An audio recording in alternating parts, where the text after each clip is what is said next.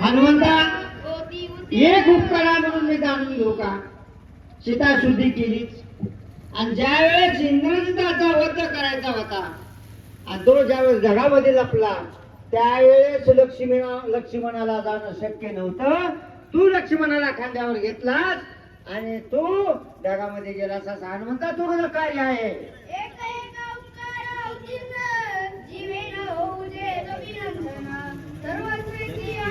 हनुमंता तुझा एक एक उपकार जर मी जाणं केली तर माझा जीव ओवाळून जरी टाकला तरी तुमचे उपकार घेतणार नाही.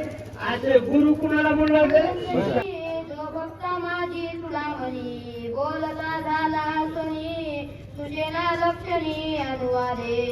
इतक्यामध्ये लगेच त्या ठिकाणी उभा राहिलेला हनुमान, कारण तत्व जर चुकलं तर त्या ठिकाणी दुसरा जवळ माणसाला तर माहिती.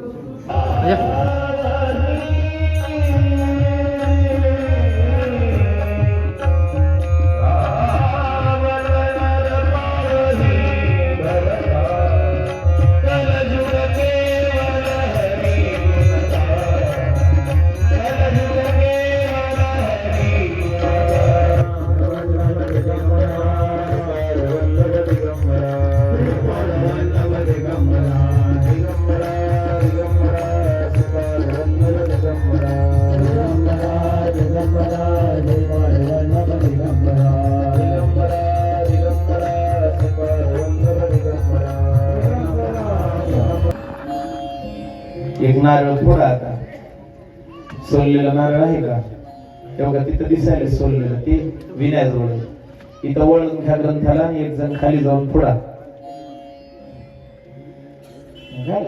कसं नाही उलट असं. हा असं. वा वा वा छान. करून काय इच्छा असेल ते दक्षिणा ठेवा. सुवर्ण पुष्प दक्षिणाम समर्पयामी. 1 रुपया सुट्टा ठेवायचा त्याच्यावर.